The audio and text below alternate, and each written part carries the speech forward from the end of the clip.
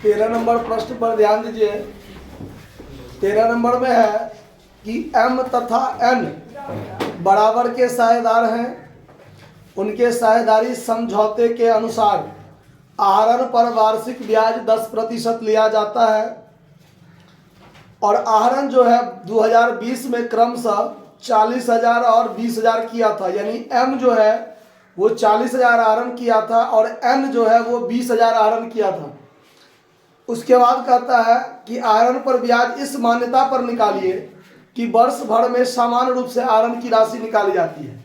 यानी वर्ष भर में समान रूप से आहरण निकाला जाता है, वो बात तो ठीक है, लेकिन किस डेट में आहरण किया है ऐसा कुछ क्लियर है सवाल में?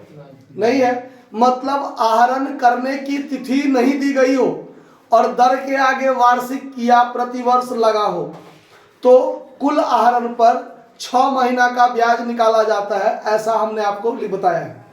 थ्योरी में बताया ना कि आहरण करने की तिथि ना दी गई हो, यानी कब आहरण किया ये क्लियर नहीं है, लेकिन दर के आगे प्रतिवर्ष या वार्षिक लगा हो तो 6 महीना का ब्याज निकाला जाता है। ठीक है, तो यहां पर जो आप calculation of interest on drawings निकालिएगा, इंटरेस्ट ऑन ड्राइंग्स निकालिएगा, पहला है फॉर m के लिए। तो m के लिए टोटल ड्राइंग्स कितना है? 40,000। टोटल ड्राइंग्स कितना है? 40,000 रुपया। और इस पर इसको कितने मंथ का ब्याज लगेगा? नियम के अनुसार 6 मंथ का ब्याज लगेगा ना। तो इंटरेस्ट ऑन ड्राइंग्स जो निकालिएगा, इंटरेस्ट ऑन ड्राइंग्स, तो टोटल ड्राइंग्स 40,000 गुने दर कितना है? 10%। 10% मतलब 10/100, प्रतिशत हटता है तो 100 होता है, और गुने 6/12।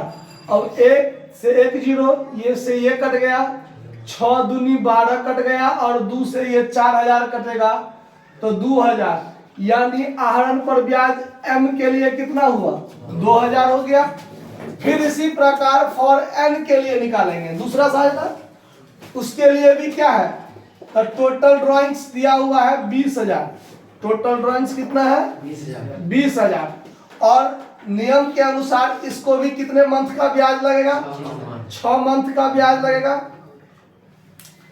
इंटरेस्ट ऑन ड्राइंग्स निकालेंगे, इंटरेस्ट ऑन ड्राइंग्स निकालेंगे तो टोटल ड्राइंग्स 20,000 गुने रेट, तो 10/100 गुने 6/12। 0 से 0 कट जाएगा, 2 0 ऊपर 2 0 नीचे, 6 दूनी 12 कटा और 2 से ही 2,000 कटेगा, 1,000। यानी इसके लिए आहरण पर ब्याज कितना निकल गया? 1,000। कोई दिक्कत है समझने में? नोट कर लीजिए।